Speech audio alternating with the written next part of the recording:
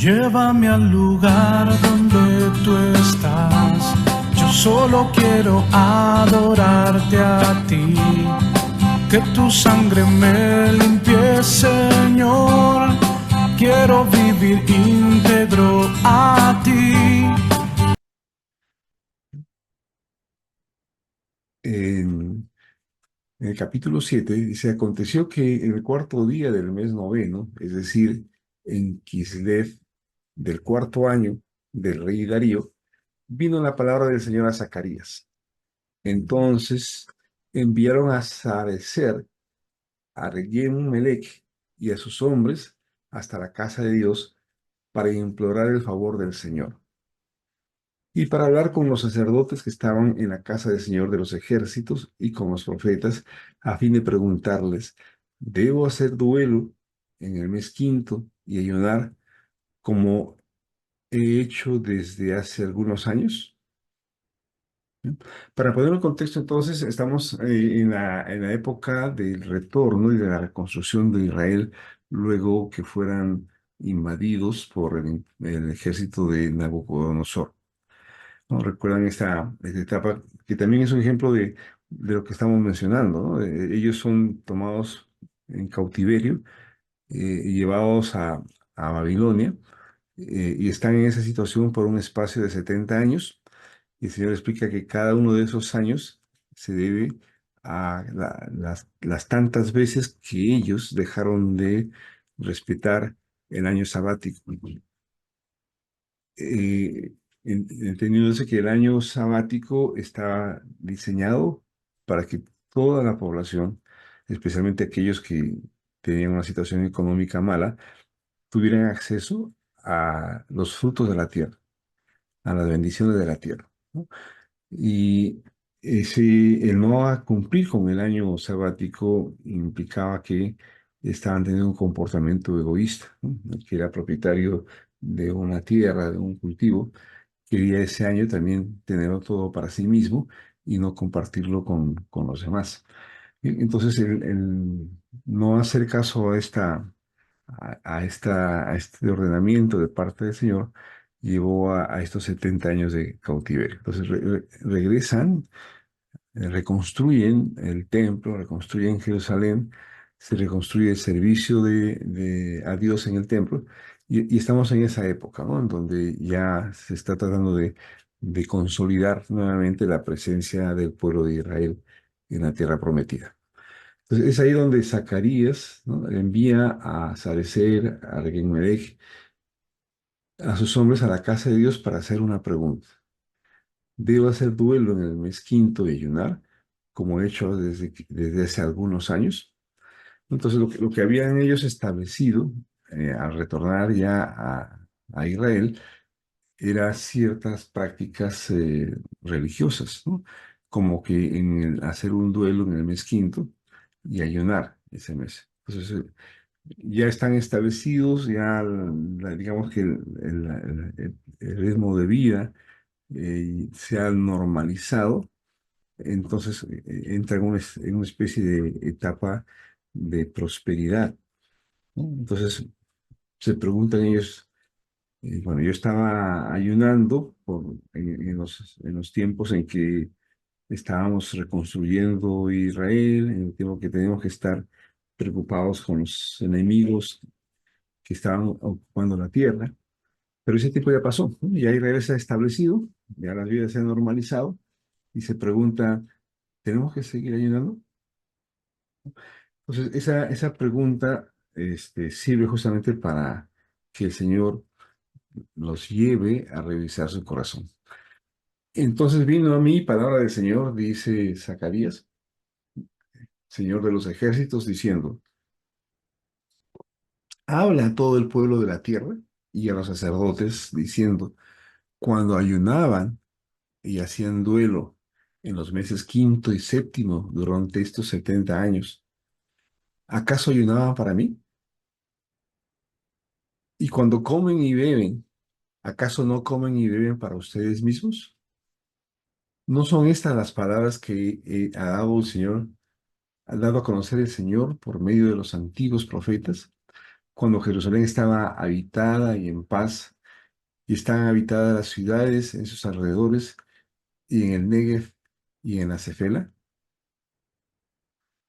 Bien, entonces, hay que poner mucho cuidado a la respuesta que le da Dios a su pueblo, porque justamente uno tiene que saber cuál es la intención con la que uno hace las cosas. Justamente la palabra integridad se refiere a que tenemos un corazón entero, ¿no? Un corazón con un solo propósito.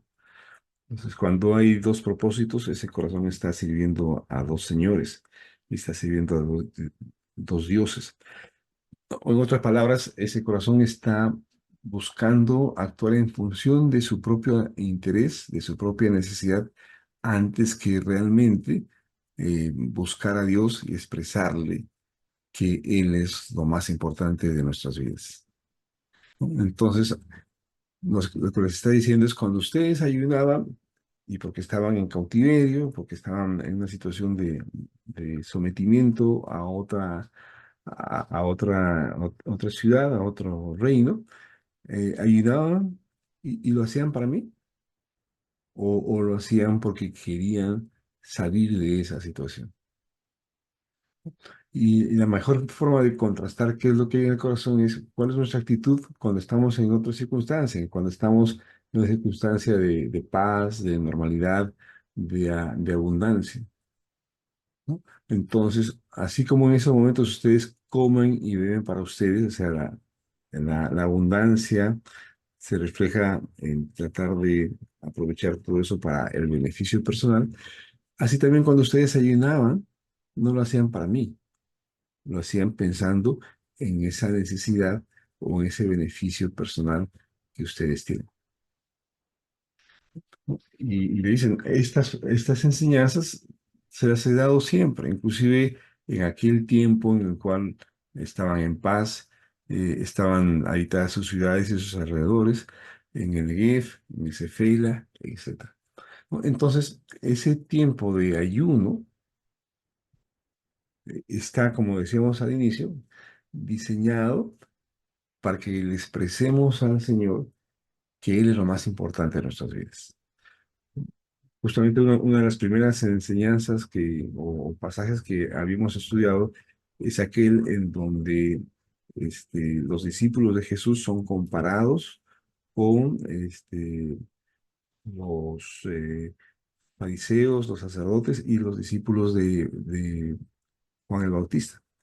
Entonces les preguntan por qué tus discípulos no ayunan mientras que los otros sí ayunan.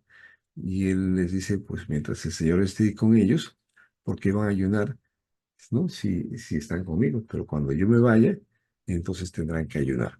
Entonces ahí está reflejándose que cuando hacemos las cosas para el Señor, no en función de nuestros intereses o nuestras necesidades, tenemos claro que lo que buscamos en estos tiempos de ayuno es hacerle saber al Señor cuánto lo amamos, cuán importante es para nosotros, cuán presente lo tenemos en nuestros pensamientos, en nuestras decisiones, en cada uno de los actos que realizamos en cada uno de los días de nuestra vida.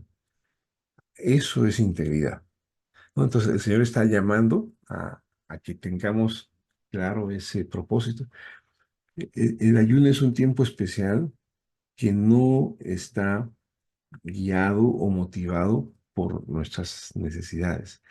Está motivado por el hecho de dejar siempre establecido en nuestra memoria y delante de los demás que el Señor es lo más importante para nosotros, que su presencia es lo que necesitamos todos los días de nuestra vida. Y bueno, luego continúa Zacarías diciendo, vino la palabra del Señor a Zacarías diciendo, así ha dicho el Señor de los ejércitos, juzguen conforme a la verdad. Practiquen la bondad y la misericordia cada uno con su hermano. No extorsionen a la viuda, al huérfano, al extranjero y al pobre, ni ninguno piense en su corazón el mal contra su hermano. Pero no quisieron escuchar, más bien se encogieron de hombros rebeldemente y taparon sus oídos para no oír. En esta porción, el Señor está tratando de ser mucho más específico con respecto a esa integridad que debe haber en nuestros corazones, ¿no? Porque esa integridad que la queremos tener para con Dios, también tenemos que tenerla para con los demás, ¿no? Es una regla clara que cuando un pueblo está dividido, el que va a triunfar es el enemigo, ¿no? Cuando un pueblo está unido, el que triunfa es ese pueblo. Entonces, todas estas circunstancias de ataque, de derrota, de sometimiento que sufre Israel a lo largo de su historia, se debe precisamente a que no están actuando como una nación, no están actuando como un ejército unido. ¿Y en qué se divide eso? Pues dice, primero, juzguen conforme a la verdad, ¿no? Es una frase quizás muy necesaria, muy urgente en estos tiempos, en tiempos de desinformación, tiempos en que a través de las redes circulan muchas versiones manipuladas que no obedecen a la verdad. Y en este aspecto, muchas veces uno, eh, sin tener la información completa, interpreta el comportamiento o la posesión de los demás, ¿no? Por eso que es muy importante, sobre todas las cosas, que uno, antes de juzgar, se asegure que conoce la verdad, ¿no? Y allí hay que hacer, entonces, mejor un ejercicio de hablar directamente con la persona con la cual tenemos algún entredicho o algún roce, alguna discrepancia. Luego dice, practiquen la bondad y la misericordia cada uno con su hermano. Practiquen la bondad y la misericordia. La bondad nos lleva a hacer el bien, pero la misericordia nos lleva a saber amar a la persona a pesar de todo.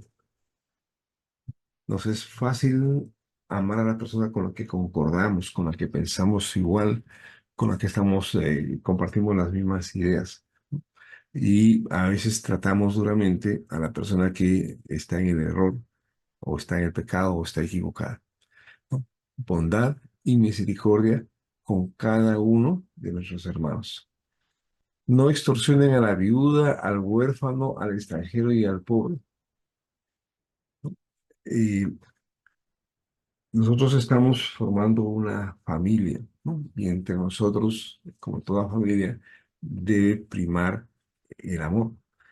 Pero en algunos casos ocurre que alguno trata de sacar algún tipo de provecho dentro de esa relación de confianza y de amor que hay entre hermanos, ¿no? Entonces la palabra extorsión a la viuda, al huérfano, al extranjero y al pobre está implicando que estamos tratando de sacar un provecho de aquellas personas que tienen alguna debilidad, ¿no? Como carecer de un esposo, o no tener padres, o venir de afuera, o estar en la pobreza. Tenemos que dirigirnos hacia ellos con un mayor énfasis de amor, de bondad y de misericordia. Ninguno piense en su corazón el mal contra su hermano, ¿no? La importancia de la integridad es exponernos delante del Señor, exponer nuestro corazón, nuestros pensamientos delante del Señor, ¿no? Entonces, esto no es para que uno se evalúe el uno versus el otro, porque hacia afuera podemos optar por algún mecanismo de defensa. Esto es para que nos expongamos nosotros delante del Señor. Nosotros necesitamos, como en el caso de Israel, que requería de un pueblo que actúe en orden, bajo autoridad y un ejército sólido, nosotros como casa de Dios también necesitamos tener esa unidad para que podamos entonces emprender todas los retos y los encargos que el Señor tiene para nosotros. Dice, más bien se encogieron de hombros rebeldemente y taparon sus oídos para no oír. y endurecieron su corazón como un diamante para no oír la ley ni las palabras que el Señor de los ejércitos enviaba por su espíritu, por medio de los antiguos profetas. Por tanto, se desencadenó la gran ira del Señor de los ejércitos. ¿No? Este es otro aspecto del cual también tenemos que estar nosotros atentos. Sin duda no estamos viviendo el contexto de Zacarías, en donde los pueblos estaban en continua guerra, ¿no? Pero hay otro tipo de guerras, hay otro tipo de problemas que tenemos que enfrentar, ¿no? Entonces, cuando un pueblo, una familia, por ejemplo, se ve, digamos, atacada por la enfermedad, ¿no? Eh, o por algún tipo de crisis, y tenemos que estar atentos porque seguramente esa situación está hablando de un pueblo que necesita unirse en la presencia de Dios para que ese amor y esa misericordia operen en cada uno de nosotros. Eh, Necesitamos entonces ser un pueblo que muestre, que tenga la victoria, que muestre como lo dice Pedro, que muestre al mundo las virtudes de aquel que nos sacó de la oscuridad a su luz admirable. Y eso pasa porque podamos mostrar esa luz del Señor en nuestras vidas. Pero entendemos por todo ello que esa luz se manifiesta no por el esfuerzo de tratar de hacer las cosas de determinada manera o por buscar que los demás también actúen de determinada manera, ¿no? Eso se, se logra mediante el estar en la presencia del Señor, estar delante de Él, exponer nuestros corazones delante de Él, para que así entonces Él nos pueda enseñar, nos pueda corregir y podamos entonces alcanzar la victoria sobre todos los problemas que están acechándonos alrededor. Yo le pido al Señor que estemos atentos a ello, ¿no? Porque, por ejemplo, en estos últimos tiempos, el Señor está buscando, perdón, el enemigo está dirigiéndose de manera especial a todos los que asumen algún tipo de responsabilidad y de liderazgo en la casa, en esta casa nuestra, porque tiene allí un claro propósito, ¿no? De debilitar a aquellos que están dispuestos a asumir los desafíos y las tareas que el Señor tiene para con su iglesia. Entonces seamos todos unidos, que los miércoles de ayuno nos sirvan para buscar todos juntos la presencia del Señor y así que Él nos dé la victoria y que al mismo tiempo Él trate nuestro corazón para que podamos ser íntegros delante de Él. Esta frase de endurecer el corazón como un diamante, esta frase de no oír la ley ni las palabras del Señor, esté totalmente fuera de nuestras vidas, querida familia. Dicho esto, entonces, ya en la parte final dice, aconteció que como llamé y ellos no escucharon, así ellos llamaron y yo no escuché, dice el Señor de los ejércitos. Más bien los esparcí como un vendaval por todas las naciones que no conocían, y tras ellos la tierra fue desolada hasta no quedar quien fuera ni viniera. Así convirtieron la tierra en la tierra de las delicias en desolación. ¿Sí? Entonces, los tiempos delante del Señor en ayuno también sirven para ser redargüidos, para ser enseñados, para buscar que tengamos delante de Él ese corazón íntegro. Y reitero la idea delante de Él, porque es solamente bajo su luz que podamos darnos cuenta de nuestra realidad, ¿no? Y así entonces buscar tener un corazón limpio, un corazón fuerte, un corazón victorioso. Que quede lejos de nuestra vida esta frase que a mí me parece bastante dura. Dice, como llamé y ellos no escucharon, así ellos llamaron y yo no escuché, dice el Señor. Le pido al Señor que no pasemos por estos momentos en los cuales sentimos o tenemos la sensación de que Él no nos oye, ¿no? Y antes de pensar en el reclamar porque no nos oye, pensemos primero en si nosotros le estamos oyendo a Él.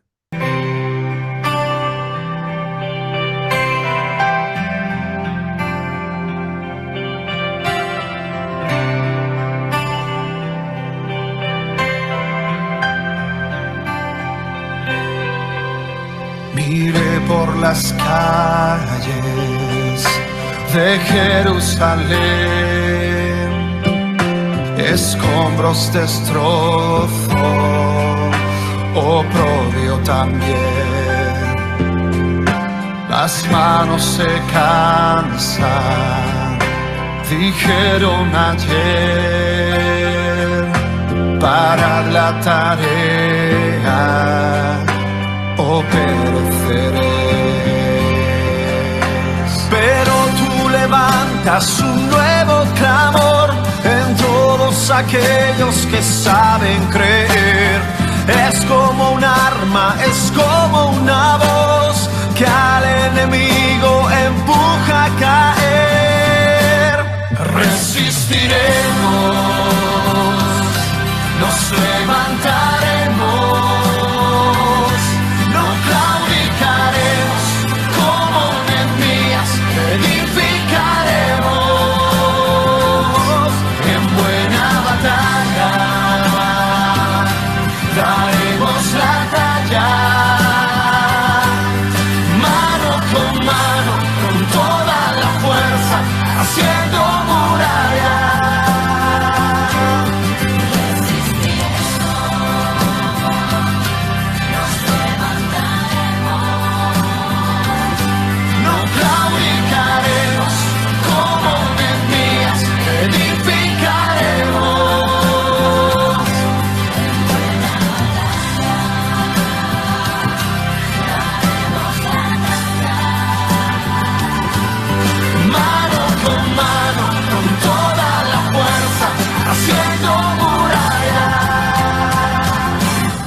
Es nuestro tiempo, una generación capaces de unirse por el reino de Dios. Cuando el enemigo se quiera burlar y nos merodee cual fiero león, hicemos bandera con esta canción. Resistiré.